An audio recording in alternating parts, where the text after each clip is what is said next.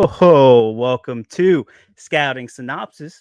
And as you know, we've been talking to fans and silver managers across the league to help us figure out who we need to put in our lineups. And today, we're talking the Houston Dynamo, the Fighting Ben Olsons, with a special guest. And before we get started, we got to say a huge thank you to Sorare for making this happen. But I want to welcome to the show Griffin Dorsey of the Houston Dynamo. How are you? Good. How are you guys? Oh, dude, we are fantastic. We are better than ever, and thank you for taking the time.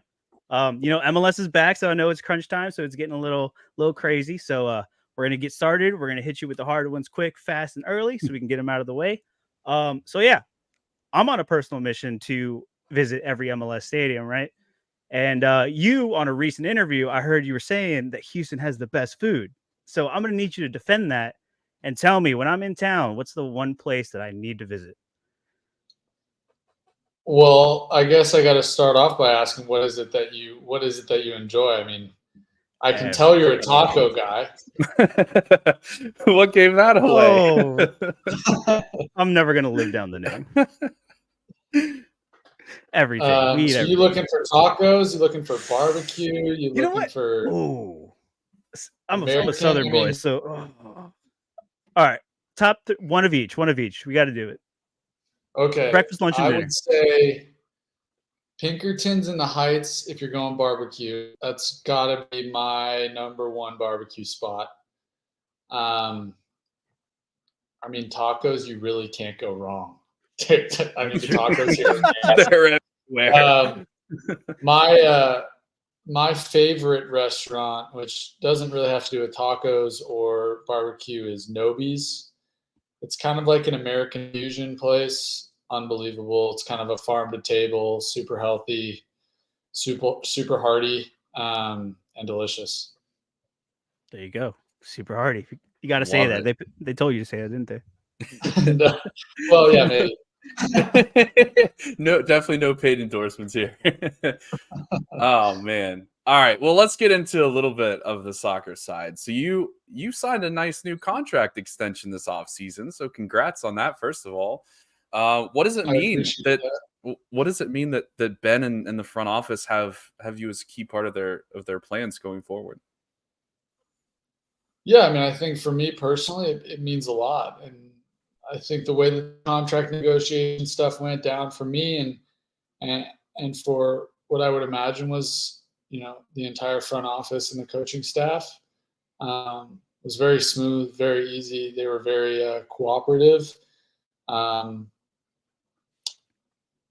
and I love Houston Dynamo. I bleed orange. There you go. Yeah. You've definitely said like Houston is home, and you've already got all the restaurants in town in lock. So I can see you in orange for quite a while here. Yeah, I mean, my wife and I over the last 3 years have basically made it home. It's funny because she's from Toronto. We met when I was out in Toronto. I was there for 2.5 years. Kind of sat down and had a conversation, and we're just like, it's crazy how much Houston feels like our home. Like it genuinely feels like our home. Yeah, It's pretty awesome. special. That's really probably pretty hard to find too. So when you have something like that, you got to really hold on to it and bleed orange. For sure. You cherish it. You take it. You don't take it for granted. That's for sure. Yeah, that's awesome. And that could make you play harder too, right? Because you see it, at the beginning of the season, you were kind of in and out a little bit, and then probably around the summer, it was actually probably Leagues Cup. You came out, you started. I was there in Orlando that first game, and you just showed up, and then ever since then, I mean, you just took off, and everything was going great for you. So, like, what kind of happened there, and like, what changed in you mentally that kind of just sent you skyrocketing? Because the production was awesome towards the end of the season. Yeah, I appreciate that. I think as a player personally, I pride myself on showing up to work every single day, no matter what's going on. And so, throughout the beginning of the season, I was going through um, just some struggle trying to find minutes, trying to find a place to fit in within the team. But I would say throughout that whole process, and as Leagues Cup kind of hit, I got an opportunity, and as the rest of the season kind of progressed, I like to believe, and once again, I kind of pride myself on the fact that for me, nothing really changed. Um, Yeah. I I show up to work every single day, and I try to be the best version of myself, and that's truly what I pride myself on. And so when I got that opportunity, it's just one that I grabbed hold of tight and took it. Yeah, and I think Ben as a coach too. I was in DC for a little while he was down there. As a coach, he really prides himself. I think on a lot of the same things, right? Showing up, doing your job every single day, week in and week out, putting in that effort and that work. And I know that that probably resonates with him, as a coach.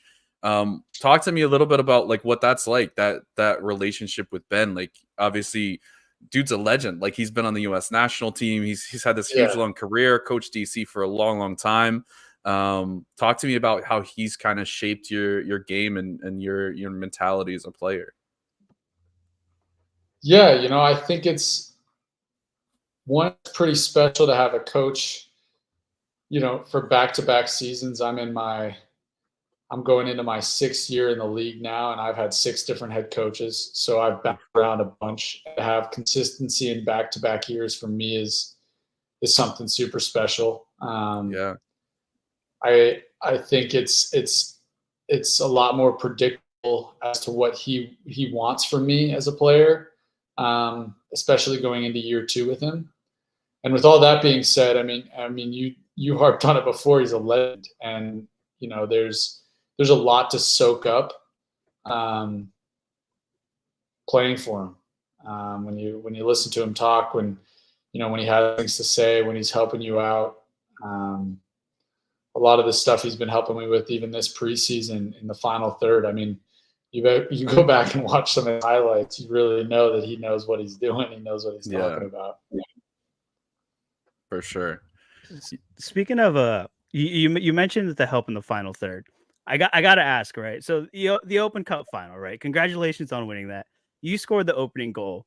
When you were bombing down the field, right? Like I don't know how many times you watched that highlight, but you were just bombing down the field. The ball comes to you and you just hit it. What was going through your mind in that? Because you were just full speed. Like there's no time to think, and you just put it away. Yeah, it's funny. I've probably been asked this question like 5 times. Oh no! Oops. And Way to call me out again. I don't really have a firm answer on what was going through my head. I mean, the reality is when you're in those game situations and you're moving fast and things are moving fast around you. And I remember seeing the space. I remember running into the space. And once you get the ball, it's kind of like, I was never going to cross the ball. That was going to be a shot through and through every time. And I was lucky enough to just hear it. And yeah, it was a special moment. I feel like when you're in the zone, you don't think, like nothing is going through your head. You just are doing what you need to be doing. And that's how these special moments definitely come. But you've had a lot of special moments in your career. Like you played in a college cup final, you played in the US Open Cup final, you played in 5 MLS playoff games, and now you just played in a CONCACAF Champions Cup game. I'm interested to know like what's your favorite one of those? Like what was the most special competition that you kind of played in, or specific game if you have one? I would say that out of all of them, the one that kind of sticks out most, and maybe it was just because it was the duration of time that it was the playoff run that we had last year. I mean, I think that was so special for me. Yeah. It was super special for the club. It was super special for just our team in general. And I think to be around those guys, that team, in that environment, that amount of time, fighting for one goal, it was super special. And everyone was bought in. The environment around the team was fantastic. The mentality was fantastic. And I think in terms of my career, that sits maybe at the top of what I would consider just a super, super special group of moments. Yeah. And you've got, you're almost like proving the doubters wrong. There weren't like high expectations for you guys as a group going into the season, and you go out and win a trophy. You go out and make a deep run in the playoffs. You guys finished, I think, 4th in the regular seasons. Like, by all accounts, a hugely successful season. So I'm interested to kind of shift the page to this year a little bit and see from your perspective, how things have changed, how things have stayed the same, and we'll kind of go through, position by position. So I don't know how much you know specifically about Sorare, but we have, different position classes. So we have goalkeepers, defender, midfielder, forward. So let's start with the goalkeeper, with obviously Stevie. Talk to me about him, about his game, him being a leader in the back, like kind of break down his game for someone who doesn't know a lot about the Dynamo. And is he going to play forever? He's ageless. I sure hope so, because everybody needs to play with Steve Clark. Everybody. I love Steve. Steve is, I would say, he's a bit of a mentor for me. And, I think I talked about it before with Ben, but this team is so full of guys that you can soak so much information out of, because there are so many veterans that have played in so many big games and done so many big things. And Steve is just one of those guys. I mean, every time I talk to him, I feel like I've learned like 6 new important life lessons, and I'm just like mind blown. So I feel when I talk to Jorge. Some of them are hilarious, and some of them are like super real, and some of them are professional, and you get all the works from Steve. We're playing on the field with him. I mean, it's once again, it's like a blessing. He's kind of, I think goalies tend to be this way, like a rock. You corner kick, everyone's kind of looking at Steve, and he's doing his thing, pointing directions. I think early on in my playing career in Houston, when Steve had come along in my second year here, a lot of the times I'd find myself in corner kick situations almost like panicking. I'm like, okay, I got to find a man. I got to do this. I got to do X, Y, and Z after making a big run forward or something. So I'm sitting there just like all over the place. And, I'm still early 20s, just trying to figure myself out. And I'll look at Steve, and Steve will just do this. And just by doing that, I can sit there, take a deep breath, and realize everything's okay, and I just feel better. Yeah. And that's the true power that Steve has as a goalkeeper. And once again, playing with him is amazing. And I think with all that being said, with goalkeepers, the ability to have with shot stopping and also their feet, Steve's right there at the top of the league, I'd say. Yeah. I mean, you even look at it last year, the assist he had to Brad Smith. Not sure if you guys have seen that, or if you guys need to go look it up again. I mean, he's class on all accounts. Yeah, and he is definitely, by the numbers, one of the top performing goalkeepers in the league. I'm a Steve Clark holder, so I have big expectations for this year. So hopefully we can keep that run going. Talk to me about kind of the depth behind Steve. Obviously, you got a whole room of guys there. Is there anybody that kind of stands out as like, hey, if something happens to Steve, we have a lot of confidence in this guy, or like, hey, there's a young guy that we think 2-3 years from now could be really, really good, or like talk to me about anybody else on that roster who we should be keeping an eye on from like kind of a fantasy perspective. Yeah, I mean, obviously Andrew Tarbell was the goalkeeper throughout the Open Cup. I mean, just another guy that's super experienced. He's been around the league. He knows a lot about the league. And he's cool, calm, and collected. Yeah. He will definitely get some opportunities this year in some of the other cups we play. And, he's once again just a good veteran goalkeeper. And then we have a young guy, Xavier. I mean, he's a talent for sure. He's still really young, still really fresh. But there's high hopes for him for sure. Awesome. Love that. Those are the kind of players we like. So if you can Yeah. scout them early, right? Yeah. You can get their card early in the game. You have to worry about it later, and then when he comes good, you already got him, right? So Yeah, there you go. Not financial advice though. Let's move on to the back line, to the defenders. So you guys got a decent group here. Break down for me kind of what the back line looks like this year. Who the kind of key guys are that you'd be keeping your eye on. Yeah. I mean, you can kind of go back to last year, and once again, another veteran face in our back line is Svichenko. Lots of experience in Europe. Once again, another one of those players that's kind of, every time I talk to him, I'm learning something new. Super veteran, super professional, knows what he needs, and that's really what you want in a player. And then next to him is Mikhail. I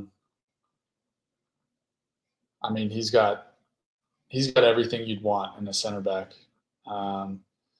Physically, mentally, I mean, he's like the full package, and I have a lot of high things to say for Mikhail. Once again, truly talented player. Franco Escobar, who most people who know MLS know who he is. Mm-hmm. He's another veteran player, another guy who's played in big games. He's scored in big games. And especially being an attacking outside back, it's kind of somebody that I looked at to kind of shape my game around. Because he has a lot of those really good attacking qualities. And he's a consistent player. I mean, when you pass him the ball, he's not going to lose the ball. And that's really what they love about Franco. He's ruthless defensively. And so, yeah, I would say that group all still being together is super special. And then obviously we got guys like, Tate Schmidt, who played in CONCACAF the other night, coming back from an injury. He's, you saw it the other night. He's talented. He knows exactly what he's doing. He's got a great left foot, and even this preseason scored an absolute rifle with his right. So he's got all dimensions. And then also in center back, Daniel Steres, who's another veteran player, been around the league. Super calm, super composed. I'd say one of the most composed players that we have on the roster. And then Ethan Bartlow, young center back, growing into being a consistent MLS starter is what I see in the future for him. So you kind of left somebody out there, big man. You got yourself back there on the back line as well. At least in Sorare, you're considered a defender. I don't sit here and talk about myself. I can't do that. No, but I'm going to put you on the spot. Tell me why I should own a Griffin Dorsey card, because you're a banger, man. You're one of the most expensive players on this team. Why you should own a Griffin Dorsey card? Because I work hard. I'm always trying hard. There you go. I like to score goals. I like to get assists. I love to defend. There you go. I'm fit. There you go. That's all you need. Just score, assist, and play defense. You just do it all. That's the full. That's the full range of it. Oh man, I love that. You've been talking about all the veteran experience, right, and everything that this team has, and it really is. And for a bunch of young people, like, it's almost building the future too, right? Having them in, having that transition, and doing all that. So who would I be if I didn't ask, like, what's it like working with Hector Herrera? Because that's someone that even I grew up with too. Watching and just like knowing what he's done in the career. So like, what's that like, and learning under him? Yeah. I mean, it's a hard question because there's so much. I think it's definitely a bummer that I don't speak more Spanish, because I wish that I could have full on conversations with him.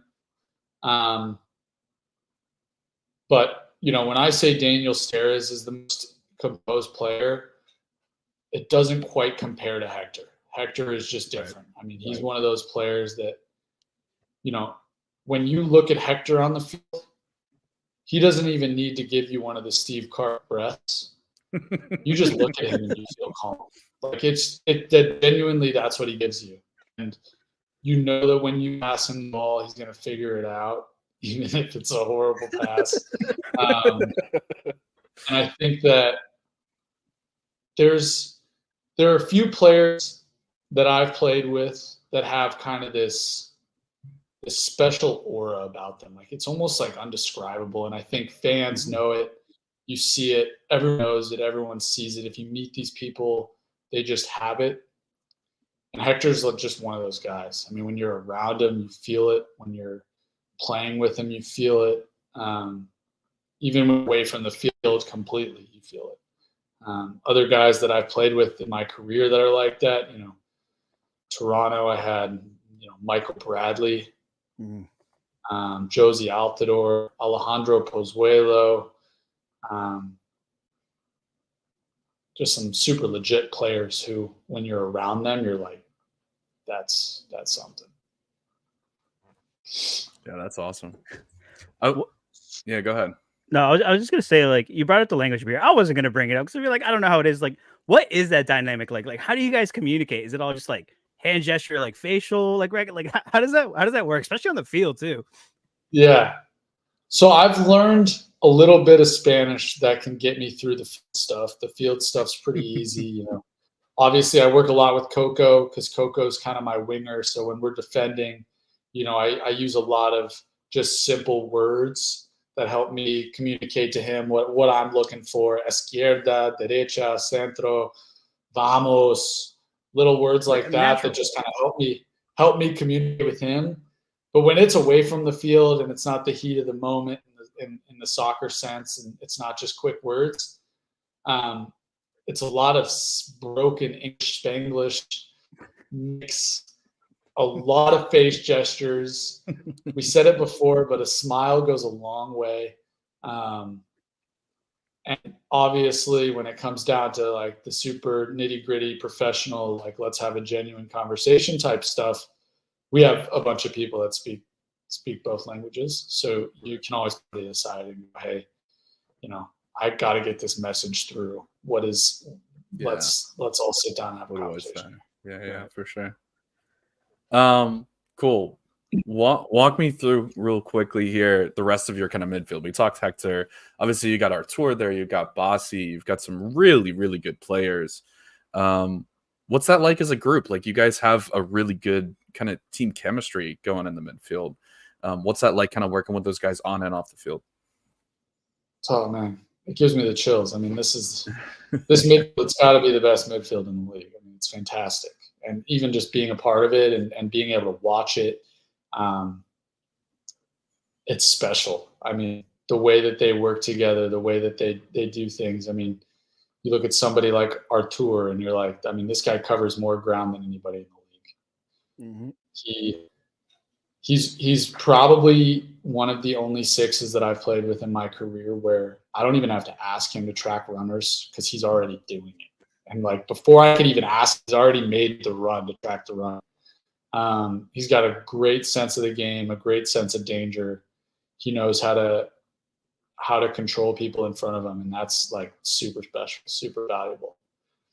And then with that being said, putting him next to, Hector, it's like a dynamic duo. I mean, it's unfair. Yeah, you got somebody who's willing to run, super technical, super capable on the ball, and then you just have Hector, and then you're like, what? How is that? How do you even stop that? And then when you pass the ball forward, it's like, okay, I pass the ball forward, and now Amin is turning and dribbling at you, and Coco is literally shielding 3 players off of you, doing a Maradona and kicking the ball in the back of the net. Sometimes I just sit there and smile. You're having more fun than everybody else is watching. Oh, dude, are you kidding me? Fantastic. And with that being said, I mean, there's also some young talent that's, Brooklyn Reigns he's one of those guys. He's a generational talent. From what I've seen, he's got a good head on his shoulders. He's willing to work harder than anybody, and especially at his age. I mean, he's far more mature than what I was at 18, 19. And so having him in and around that mix is super, super vital because there are so many guys to learn from, and there's so much to learn, which is awesome. And it's awesome to watch him continuously grow. And he obviously had a goal in the Open Cup last year, and he's really starting to flourish into a player that, that can be a serious difference maker for us. And then obviously a new addition this year, Jan Gregus, been around the league quite a bit, played in Euro, Copenhagen, big time player. Another one of those, veteran players that you can kind of just soak up information from. Yeah, for sure. And yeah, I mean, you even have Sebastian Kowalczyk, little Polish player. I mean, I think he's an absolute baller too. I mean, the list goes on. We could sit here and talk for hours about the midfield. We can't sit here and talk for hours because we'll get yelled at for that. No, I do got to bring up taking to the midfield, like just the other night that Karaskia little pass across the box, just like literally arced, and then it got called back. And like you were saying, like sometimes I just stand around and watch. I know in that moment you were probably like, because I don't know. Oh, I remember running to the corner flag, celebrating with Ibra, and the whole time I'm just smiling, like, how the hell did he just hit that pass? What just happened? That's wild.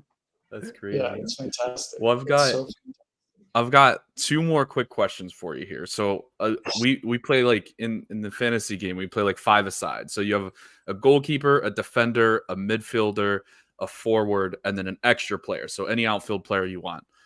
Give me your 5-a-side team from the Houston Dynamo from 2024 that I should be stacking and putting in any competition.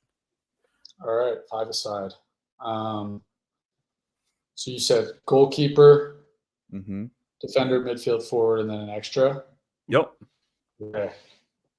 I'm going goalkeeper, Steve Clark. Good choice.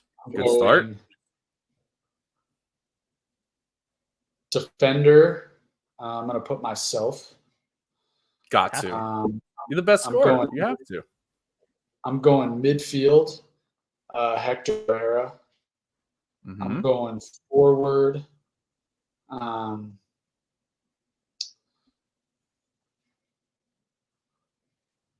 mean, gosh, there's a lot of choices. Don't burn any bridges. I'm not going to burn any bridges.